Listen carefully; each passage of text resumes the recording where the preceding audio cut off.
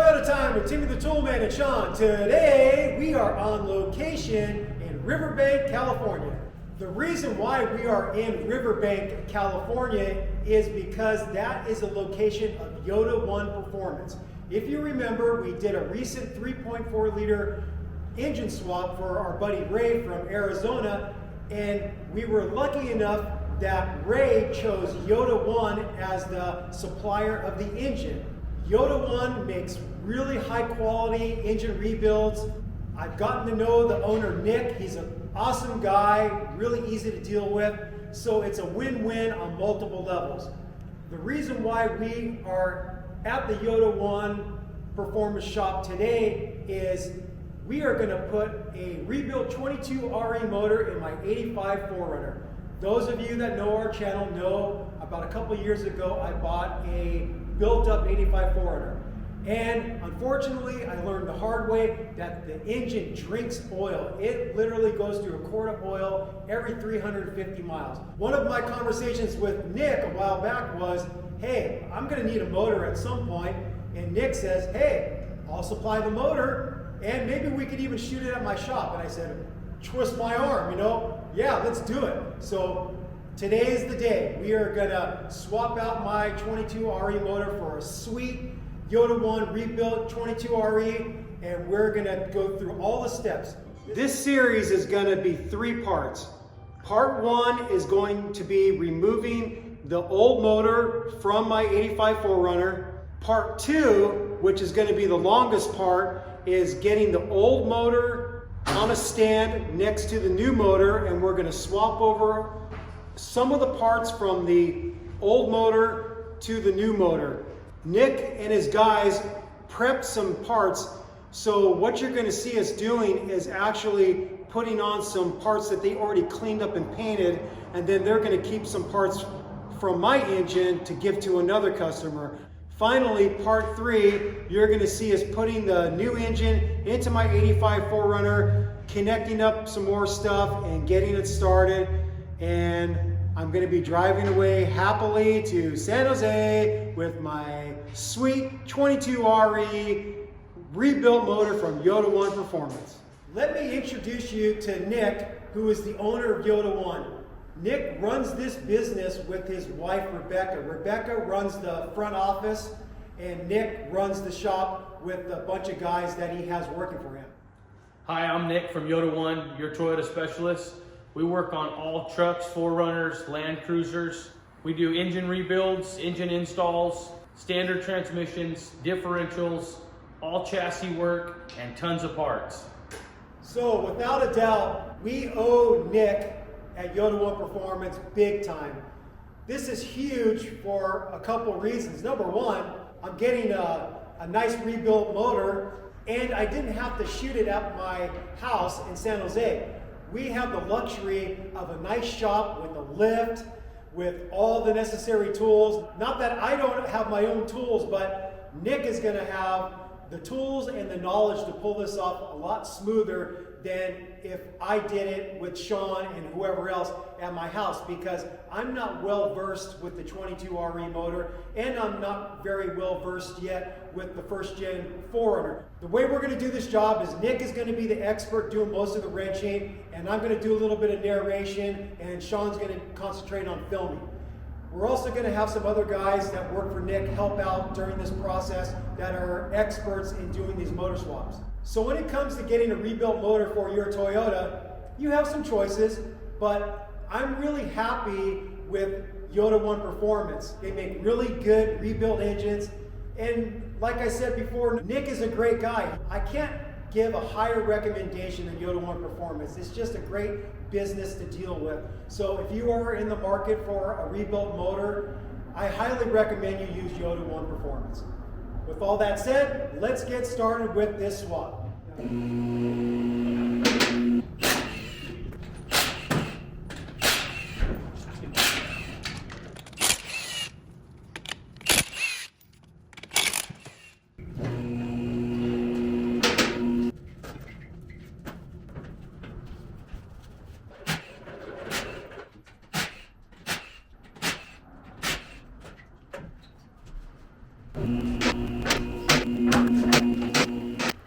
First things first, we're draining some fluids. So we've got the radiator coolant draining, and we're gonna drain the motor oil out of the oil pan. We've got the fluids drained. Now we're working on getting the hood off. We're just disconnecting the windshield washer hose. The bolts for the hinges for the hood are 12 millimeter.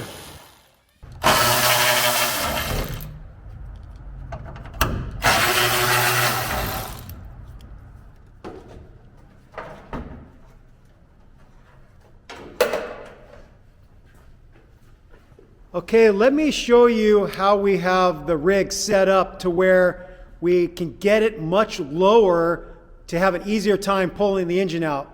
We took all 4 wheels off the rig, and then we lowered it all the way down with some blocks protecting the rotors in the front and the drums in the rear, to where we can put a little pressure to compress the springs to get it as low as possible. So now you can see that this is much lower to the ground, and the engine picker is going to have a much easier time lifting the motor up, clearing the front of the rig so we can get the motor out. I'll show you what the rear looks like.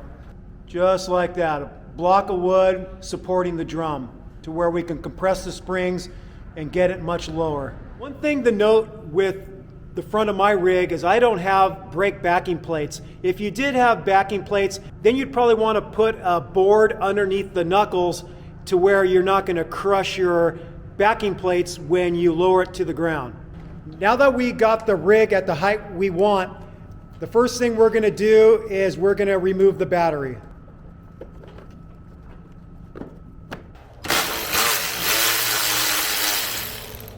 That's a 12 millimeter right there for the battery bracket. We disconnected the battery because we need to do this repair. We're taking it actually out of there because this rig has AC. We're gonna leave the lines hooked to the compressor, and we're gonna swing the compressor up over here and secure it in the battery tray so we don't have to lose any of the freon or recharge or any of that stuff. Okay, so now we're gonna pull the airflow meter and the intake tube. We're gonna leave it all in one piece. There's a wire clip right here that you have to disconnect. If you just push that down a little bit on both sides, you got to be careful. These wire connectors are old and fragile, and they like to break. A pick works good too, but I use a pocket knife for a lot of stuff. And you don't actually have to remove that wire clip. You can just get it down slightly and it'll unplug.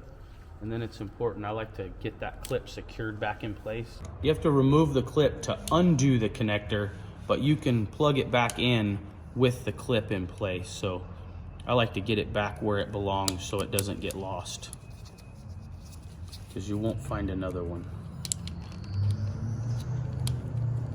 Now we have the clip back in place and it's ready for install. When we go to install it, it can just be pushed back in place. No need to mess with the clip anymore. That's loose and ready. We can leave all this hooked up. Some of the later trucks with air injection have a second tube over here. You'd have to pull it off of the other canister. I'm gonna undo this here. We're gonna be real careful with this boot right here. If it's old, they're pretty fragile and they like to break, so don't pull on it too hard. This one feels really good. So there we go. And we can take that off just like that and leave that in one piece. Okay, we're gonna remove the radiator.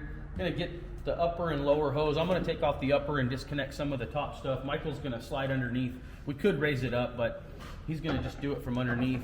He's grabbing the lower radiator hose.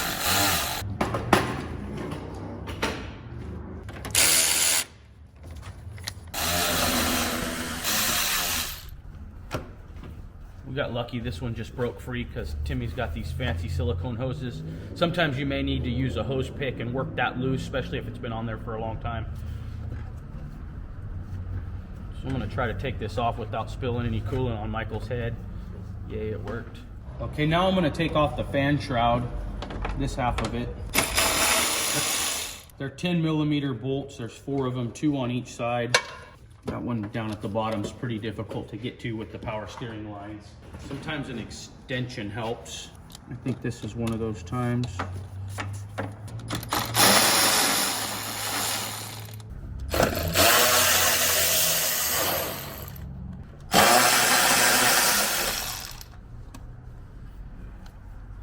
Okay, now I'm gonna take out the radiator. They're 12 millimeter. This has drop brackets because of the body lift. Normally they wouldn't have that. Still gonna be a 12 millimeter tool.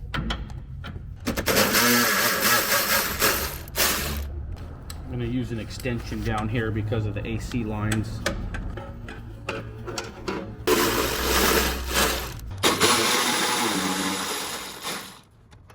Okay, on this one here, because of the body lift and the power steering lines, there was pretty much no access with the socket. Luckily, this core support has been cut out, so I'm able to get it right here with the ratcheting wrench. On most vehicles, you will be able to get it with a socket and an extension. All right, so now we're just gonna remove this tube. A couple different ways you can do it. You can actually just pull this and leave it hooked up. I think that's what we're gonna do here. Takes a little finesse sometimes. Ooh, especially with these stupid brackets. We have to take those brackets off with it. Clear the fan shroud out probably. See if that would help. I don't think we can get the shroud out. No, the shroud's not gonna come out. But you know what, if we took the power steering out of the way, then the shroud might come back more.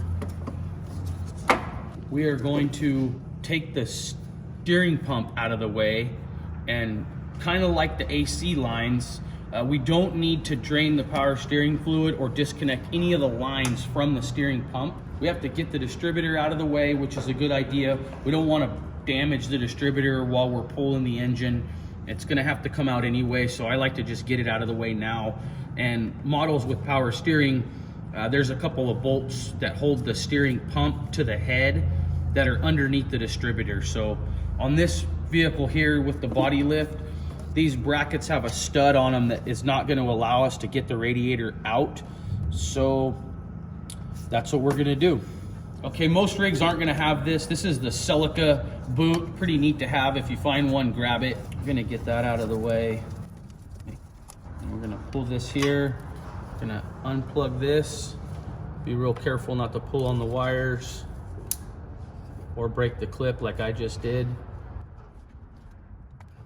Okay, that can stay. Now a 12 millimeter, we'll remove the distributor. You can take the cap and rotor off, you can pull the wires loose, you can do it however you want. I choose to just pull it like this. I'll leave the wires attached. We've got these fancy tools here for pulling them. Get down as low as we can in there. Gonna remove them from the factory clips. These are really nice wires. This is what we recommend. They're gonna come with these clips here, not the metal tab, but these plastic clips, that one and that one. All the retaining clips are all already on them. Really nice. So we'll remove the coil wire. We'll go ahead and leave that in the vehicle for now. Pull the dipstick out of our way. We'll remove this 12 millimeter retaining bolt. This is a special bolt. You wanna keep track of it. It has a large, thick washer specific for the distributor. And now we can simply grab the distributor and pull it out, wires and all. Now we can remove these two hoses, leave those on the engine, tuck them out of your way. Are those two different size hoses, or are they the same size? They're the same size. So how do you remember which ones go there? It actually doesn't matter. Doesn't matter? Nope. Oh, okay. We're gonna remove the power steering belt so we can take the pump out of our way to finish getting this radiator out of the vehicle. So on the front of this, there's a nut on the front of that pulley. That's what locks the whole assembly in place. This is the adjuster bolt, but this locks it in place. So before we mess with this, we'll strip this out if we don't loosen that first. That's a 19 millimeter on this one. I believe some are 17s, right? We don't have to take it off. We just have to loosen it a good couple of turns. Get a little bit of play in that pulley, and that's good enough. And now a 12 millimeter on this long adjusting bolt. You can't see it, but it's a big bolt that goes back behind that bracket, and that's what tensions the belt. See that pulley working its way back and the belt getting loose? That's a real long bolt. That's probably enough to get that belt off. It is. So we can just drop the belt down in there, that's fine. And now we're gonna remove all of these bolts. Normally there's 4 of them. There's usually one here. This one's missing, but there's this bolt, that one, usually one there, and then there's a 4th one over here. And sometimes there's a bracket down there. I can't tell if this one has it or not.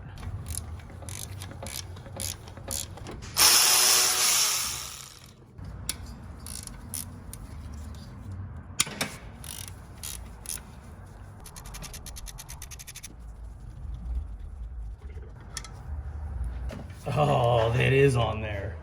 The bracket? Yeah. Yeah. Okay. Okay, the bracket we're dealing with right now is this bracket right here that my knife's touching. Not this. This is the alternator bracket. This is the power steering pump additional support bracket that makes it very difficult to get this pump out of the way. We don't think that bracket is needed. We throw it away. We've been doing that for decades and it's fine. All right, so here we go. We're going to go back to plan A and get this radiator out of the way since we have that bracket on the power steering pump. If there was no body lift with these drop brackets here, which I'm glad since there is a body lift that they actually use these drop brackets, that's what allows the radiator to move down, match the engine so you can still use a fan shroud. But if there wasn't a body lift, it would just be 4 simple bolts and this radiator would have been out already.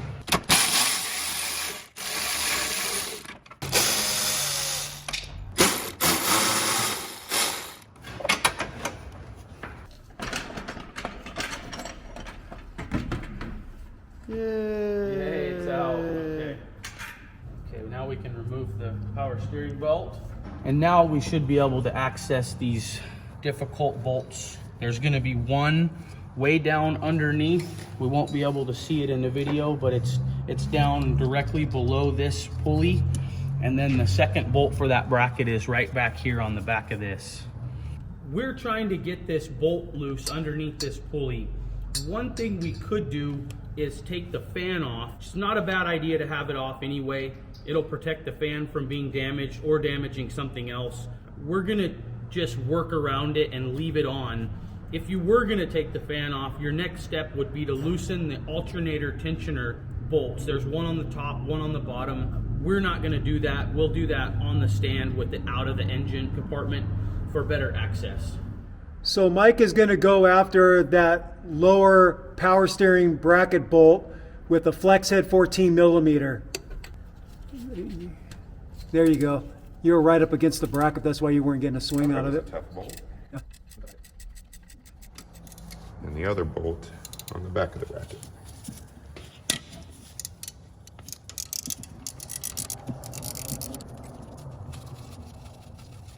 While wiggling the bracket, you can get the other bolt out typically.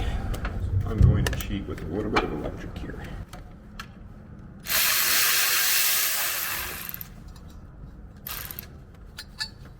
Power steering bracket released. All right, it's free. These are the 2 bolts down on the lower bracket. They're all about the same size as well compared to the other bolts that were removed prior. That's a good one. I like that. So we're removing this kick panel here so we can get access to the computer and disconnect all the wiring harness side for the engine.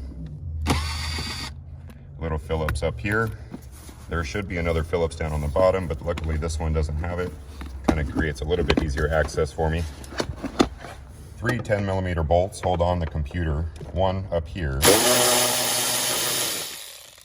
And then we will have 2 more hidden behind this carpet. Got to peel back the carpet just a hair to get access to the other 2.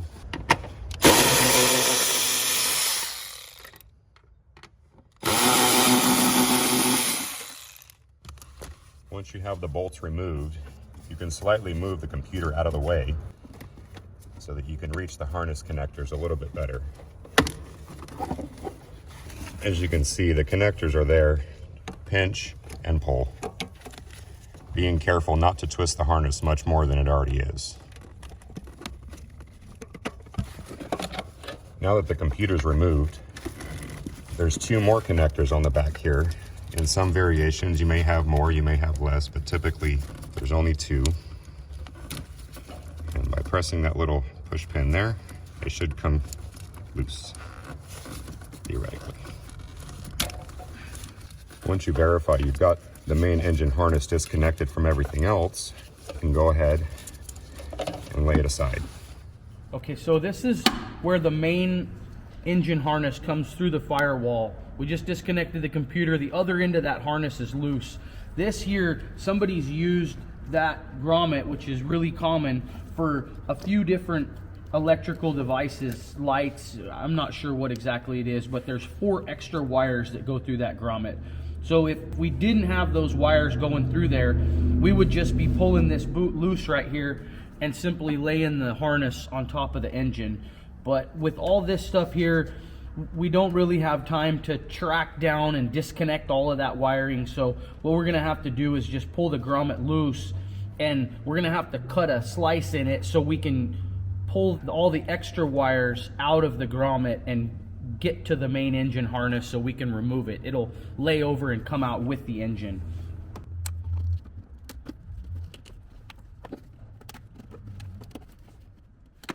Piece there, we can pull that from down below. So I think I have all this loose now. So we can just peel this harness. I'm gonna be kind of careful with it, but sometimes these are tricky to get out. All right, that was painful, but we got it. So now we're gonna cut a little slice in this right here because you can see all these extra wires that go through there. I'm gonna try to cut it right where all the wires are going through. I think a razor blade would probably work better. Nick is using a utility blade to put a slice in the firewall grommet. Very carefully. Very carefully. Not cut my fingers or any wires. There we go. So now we can remove these extra wires out of that grommet.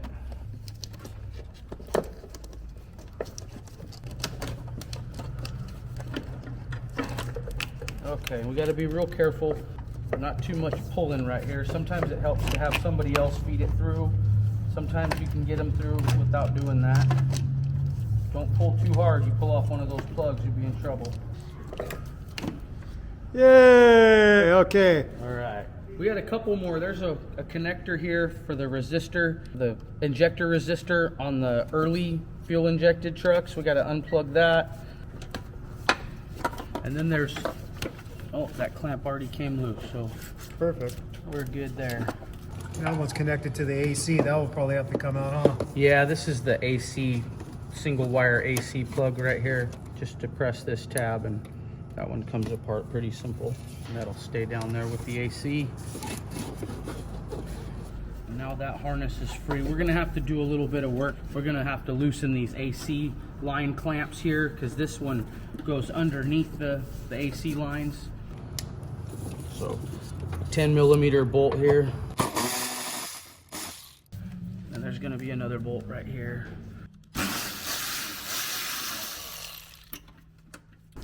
Yeah, some of these trucks, the harness goes over the AC line. This one goes underneath, which is a good thing. This line may have been replaced. On these early trucks, the harness would actually wear a hole through this foam sheeting and actually wear a hole into the AC line. And a lot of these trucks, the AC doesn't work because it leaks right there. So I don't know if this line was probably replaced at one point because of that. So let's get this bolt out right here.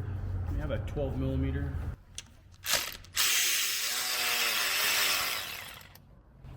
Undo that clamp. Go ahead and put that bolt back in there so we don't lose it.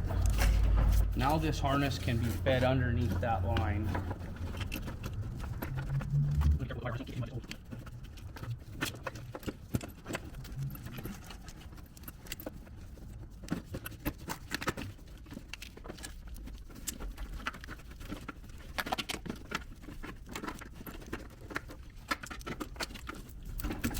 Okay, so we finally have the wire harness free and up on top of the engine.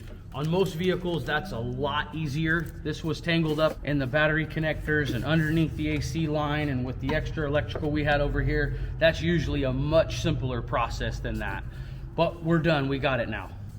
The next thing we're going to do is remove the AC compressor. The first thing we want to do to remove it is we want to get the belt off. So we're going to have to go underneath the rig, loosen the AC idler pulley, and then work the tensioner to take off tension on the belt.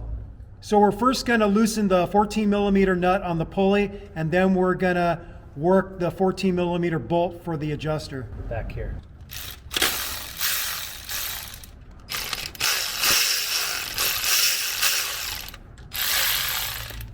Just binding up a bit, it's loose.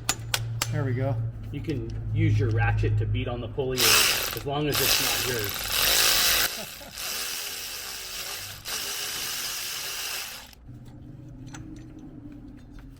So now we're going to remove the AC compressor. It's held on to the motor with 4 12 millimeter bolts. The 4 12 millimeter bolts are 2 on the top, 1 here, 1 closer to the engine, and then 2 on the bottom here, and then another one down there.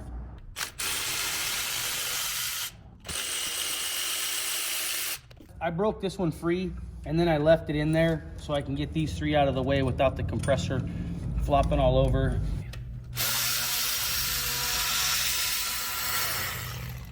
We're gonna take this AC compressor, we're gonna bring it over here.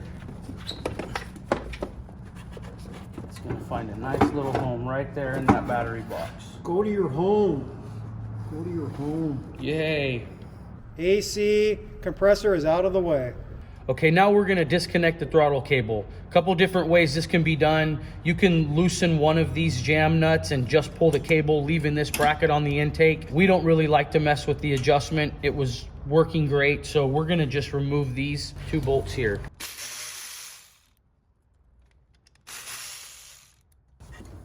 Now this cable is just gonna come up and there's a slot for it and it'll pull right out.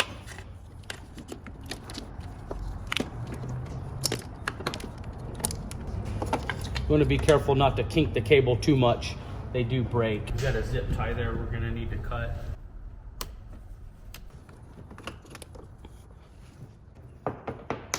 Okay, now we've got that disconnected. While we're over here, we can go ahead and disconnect the fuel return line. It comes from the back of the fuel rail and it loops up and around and it goes into this hard line. Undo this clamp here. You don't need tools to do it. And real carefully pull it off of there. That's it, a little bit of fuel will come out, not much. Clint's removing the fuel cap for us. That'll release any built up pressure in the fuel tank and help these fuel lines not to leak. This is the return line, it's not gonna leak much anyway, but when we take off the supply line down below here, it'll start gushing fuel because of that excess pressure in the tank. So removing the fuel cap will help to slow that down quite a bit. Okay, so now we're gonna disconnect some stuff over on this side. We're gonna do these heater hoses and a few other things. So we're gonna disconnect this hose right here. This is a 10 millimeter, this is a factory clamp. You could have aftermarket, but this is a 10 millimeter with a factory clamp. So we got that one loose there. If you have the factory clamps, sometimes they just come apart. That's okay, they're not broken, they're good clamps, and that piece will just come out and no problem, save it. And then this hose here comes from the intake side around the back of the motor. We could disconnect it right here, but a lot of times that clamp is not pointed in a way that you can get to it. This one is, but we're gonna go ahead and do what we normally do, which is disconnect it up here.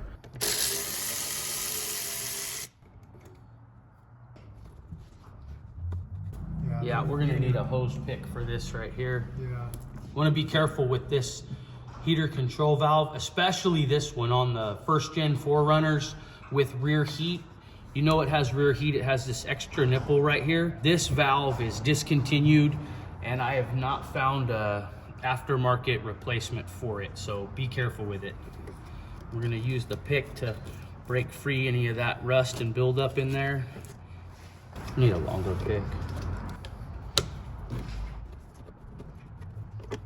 All right, we got that one free. That's good. Just pull that one down too. And now this one down here, sometimes you may need a pick, go around it. This one actually broke free pretty easy. We're just gonna pull it off. A little bit of coolant, not much. Now we're gonna go after this ground wire right here. You can see it, it goes from the rear engine hook.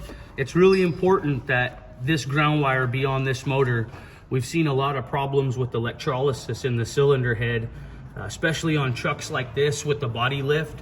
The factory wire, it ends up too short when you do the body lift. So we see guys connect it here or here, but that's not good ground. You got the complete valve cover gasket all the way around, and then you got the rubber grommets on all the attachment points. So that just doesn't work for a ground. It belongs down here with the engine hook. On this truck, we don't see this very often, but there's a connector in it. Normally there's not. It just broke off. Yeah. So normally we just go after this 10mm bolt right here.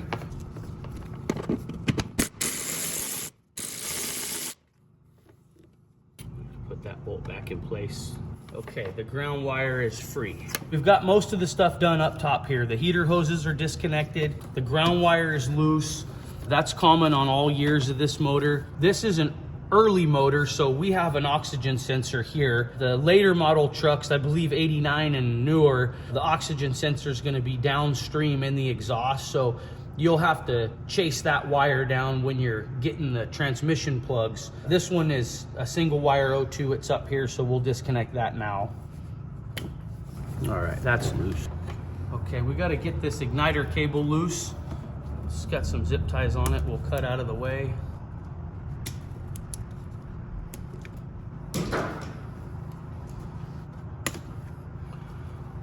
Put that up over the top of the motor, that's part of the engine harness. Got the alternator wire, and I think that's all we got left up here.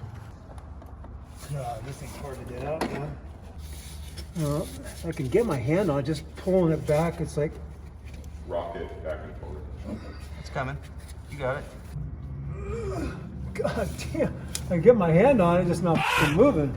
This right here is the alternator plug that we just unplugged from the back of the alternator. It's pretty difficult, or it can be pretty difficult. It has a lock tab on it. It can be real stubborn to come out of there. Timmy got that one from down below. There is other ways to do it. On this truck, there's a connector and an attachment point up here if you choose to do it. We like to unhook it from down there. So the plug's out. Now the other part of it is this 10mm nut. It's right here. There's a rubber boot on it. It's supposed to stay attached to the wire. This one's been broke loose, so it was just sitting on there. Okay, we got the 10mm nut off, and we'll take this ring lug here off. We do have one more. We have a ground wire down there too. We'll have to get that from down below. Okay, we got a couple more lines that we're gonna disconnect up here. They've got one vacuum line that comes around to the cruise control, comes around here, and it connects into this guy right here. Real simple. We're just gonna carefully pull that thing off of there, pull it out of the clamp, and lay it over here. And then we have this hose right here, connects from this port on the intake up and over to the check valve and then down to the brake booster. Got a real easy little spring clamp here to pull loose. Work that back and forth and pull that line out of there. And that can just get tucked out of the way for now. And then we have one more line, which is this here, goes from the throttle body up and around to the charcoal canister. We'll just pull this one loose from here. It looks easier. You're watching Nick disconnect a lot of hoses and different things. If this is your first time doing this, you might want to get some type of color coding system or numbering system, whatever you come up with to be organized so you're not guessing what hose goes where. Be as organized as possible for you to be successful. Maybe the vacuum diagram on the hood. Yeah. Or you just know what the hell you're doing because you've been doing it for so long. Like 4 days now. I'm getting the hang of it. Okay. All right, we've got everything that we need to disconnect with the rig low to the ground. Now we're going to jack it up in the air and work on things from the underside.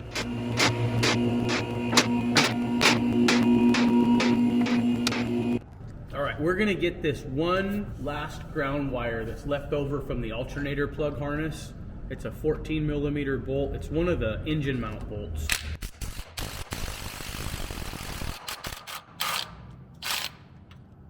Okay, now we're gonna get this ground wire right here, which is the main battery ground. The 14mm bolt into the block. That's basically right underneath the AC bracket. Okay, now we are going to disconnect the main power wire to the starter and the starter exciter wire. This is the wire that comes from the ignition switch and actually tells the starter to engage. And then we're gonna undo the starter bolts themselves. So this one here has a rubber boot on it, or it should. This one does. It's pretty stiff, so you gotta work that out of the way. You can unplug this one. That's the exciter wire. So this one looks like a 12 millimeter. And we're not gonna use the impact gun on that because we don't wanna damage the starter. Luckily it wasn't tight anyway.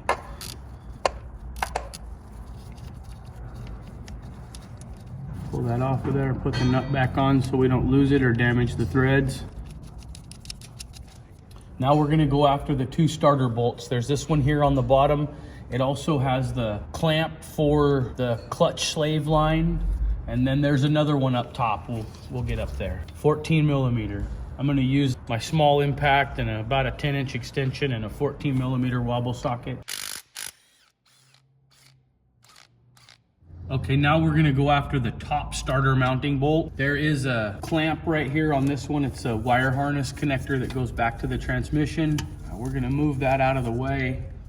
The second starter bolt is on the top. It's right on the other side of the starter closest to the engine block. And we're gonna come in there with a extension and a swivel and a cordless ratchet and zip that sucker out. It's all right. It was a nut.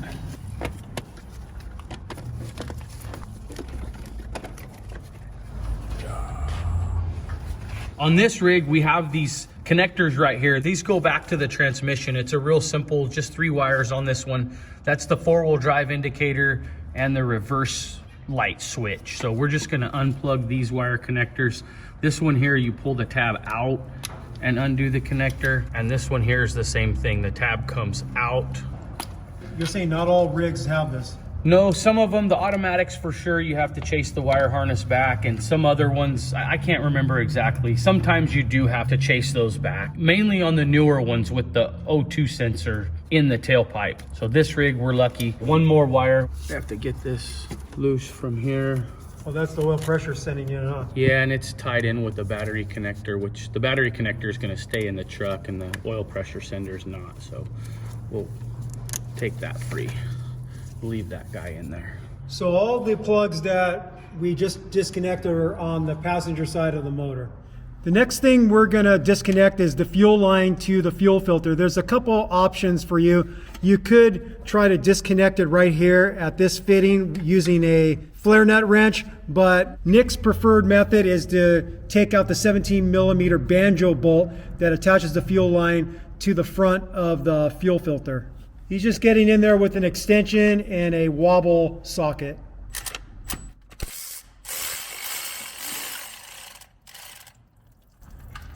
And we have fuel coming out of the fuel filter, which is expected. Okay, now we're gonna remove the passenger side engine mount bolts. 14s, right? 14 millimeter, correct. He's just using a box N14 and an open N14 to loosen them. This is a trail gear bomb-proof mount, very rigid, transfers a lot of vibration into the chassis. Good product if you're rock crawling and the rig spends a lot of time partying upside down or on its side. But for most people, they would prefer to use a OE style mount. And that style mount disconnects in a similar fashion. It does, same exact bolts, just the mount looks different.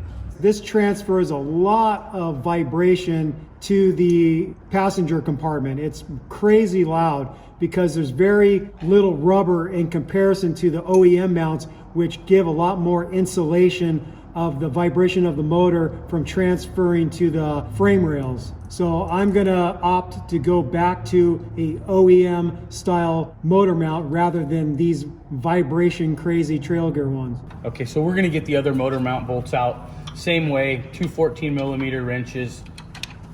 Okay, now I'm gonna disconnect these 3 nuts where the downpipe connects to the exhaust manifold. They're a 14 millimeter lock nut. There's 3 of them.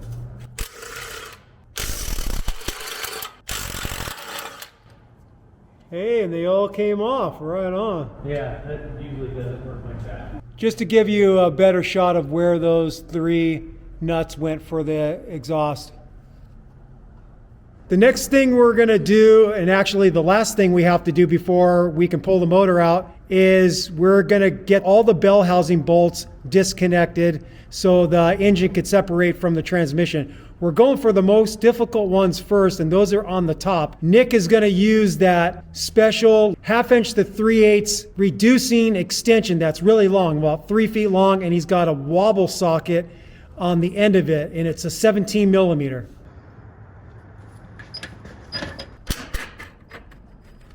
That first top one was on the driver's side. Now we're on the passenger side using the same setup. Long extension, wobble socket, and a cordless impact gun.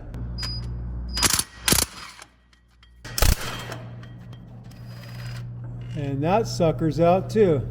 The next one we're going for is also on the passenger side. It's right behind the clutch release fork.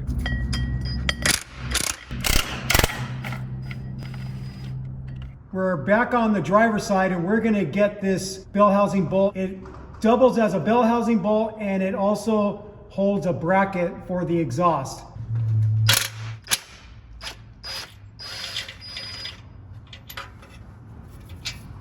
Okay, so we're 4 bolts away from completing this and being ready to pull the motor. It's these 4 bell housing bolts down here on the bottom. They're not really bell housing bolts. They belong to these transmission support brackets, one on either side of this motor. Other motors are the same. This one is 4-wheel drive, so we have 3 bolts that come in from the back forward and 1 that comes in from the front. 2-wheel drive would be different. I believe 2-wheel drive, all 4 come in from the front.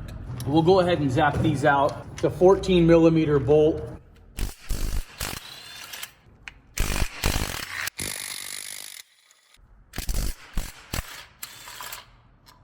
The final bolt we're going to remove is this 12 millimeter bolt that holds this exhaust bracket to the bell housing. This is going to enable us a little more wiggle room to be able to manipulate the exhaust pipe when we're reinstalling the engine.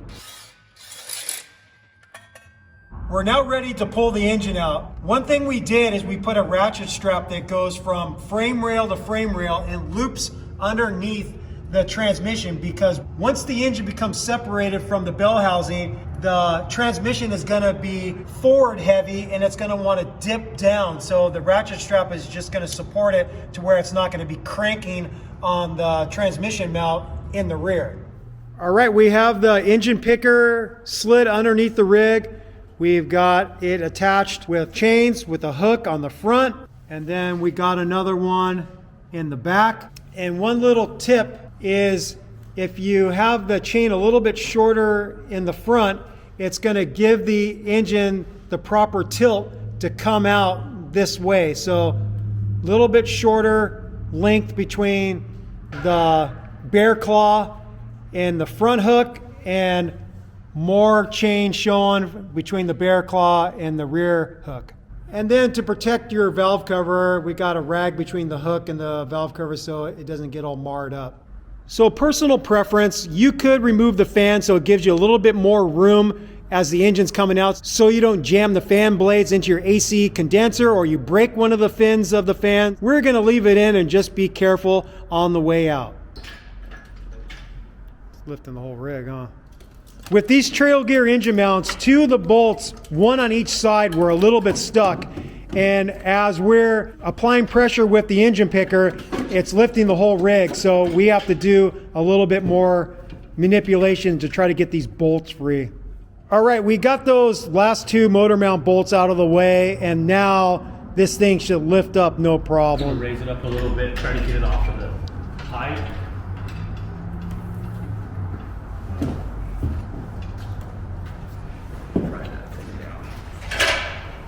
Just using a big pry bar to separate the tailpipe from the exhaust manifold. Yep,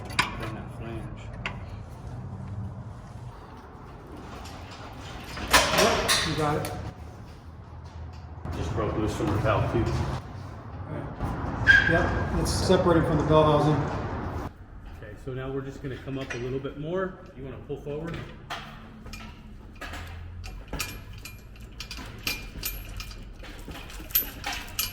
Go down a little bit. Jim, you might want to say something about the starter stud. Yeah. On the backing plate here, it always hangs up as you pull your motor out. If you lift it too high, too low, this stud always hangs up in this hole, and it's also your guide when you reinstall. Looking from in the passenger side fender well, I'm pointing right at a stud. That's the starter stud, and that can sometimes hang you up as you're pulling the engine out. So just make sure that's clearing the hole and not hanging you up as the engine's coming out. Okay, so Clint's pulling back on the cherry picker, and I'm just gonna pry this away a little bit, and we're gonna get this thing totally broke loose without filling your brake lines. Okay, there it is. There it is. Basically what they did is it just got in between the bell housing and the engine and pried a little bit of pry bars to get the separation they needed. Stop right there, Clint. And you can see how close the fan is. And that's okay, we have room back here. We're just gonna lift this out of here now. We're gonna stop about midway and make sure nothing's hanging us up. We look pretty good, nothing's still attached. So we're gonna continue lifting this motor out. We're gonna turn it sideways once we get up about this point. And it'll come right on out.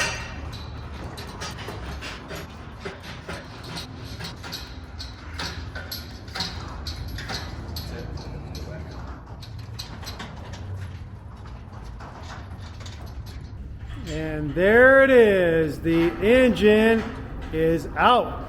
On the back side of the motor, you have alignment dowels, and those alignment dowels help you with aligning the transmission to the engine properly. And this is something to note. If you're missing these alignment dowels, you might have a misalignment and cause some issues with your rig. So you have an alignment dowel here, you have an alignment dowel on the top, and then that's it. You've got two alignment dowels. Part of what we're overcoming when we're using a pry bar in between the block and the bell housing is overcoming these alignment dowels, freeing of the bell housing. And then sometimes the actual flywheel might be hanging up a little bit on the bell housing depending on the angle you're coming out. So pry bar on both sides until you see a lot of movement, then you know you're free, and then you could jack the motor out the rest of the way. Okay, so now we're gonna take off the clutch assembly and the flywheel and this backing plate to allow us to get it on the engine stand so we can start working on it and transferring parts. There's 6 12mm bolts, little short guys. You'll wanna keep track of those. Either replace them or keep track of them so you can reuse them.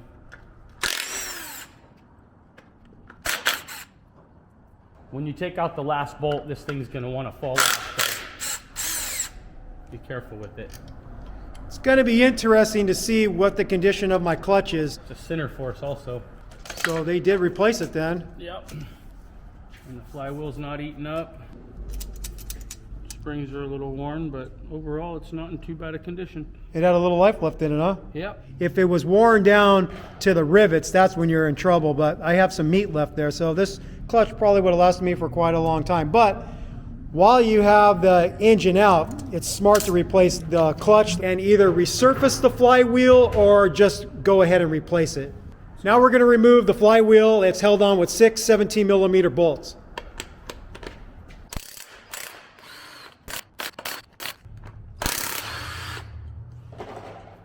Just wiggle the flywheel back and forth and it'll typically come right off. So now we're going to remove this backing plate.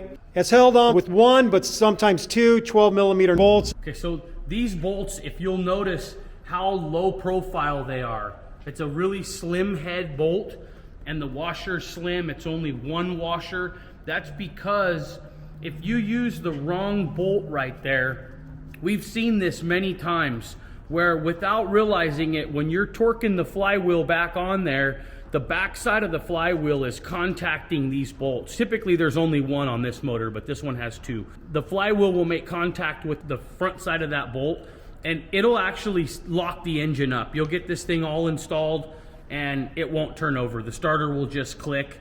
If you can bar your way through it with the breaker bar or something, it'll start to eat away at the head of the bolt, which would be totally fine. But then what you have going on is the flywheel wasn't properly torqued because it was against that bolt.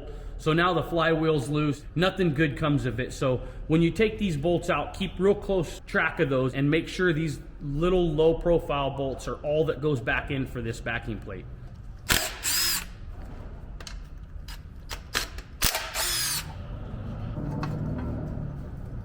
Now with the backing plate off, you get a good look at the back end of the engine. You got the back end of your crankshaft, you got your pilot bearing that the input shaft of the transmission slides into, and then you have your rear main seal.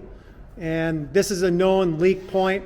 If you're, say, doing a clutch job, you may as well take the extra time and replace the rear main seal while you're in there. Now we're gonna put it on the engine stand. Clint's gonna go ahead and lower the engine down for me. So now what we're doing is hooking this part of the engine stand onto the back of the block so we can get it onto the actual engine stand and start to transfer our accessories. These bolts here are 2.5 inches long, 12 millimeter by 1.25 thread. We actually made these. We've made a lot of them.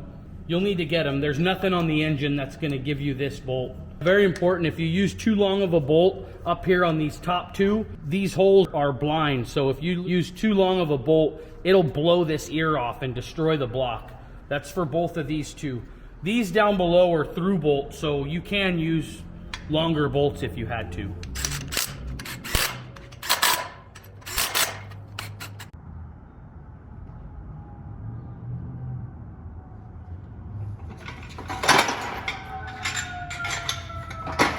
Go ahead and release it.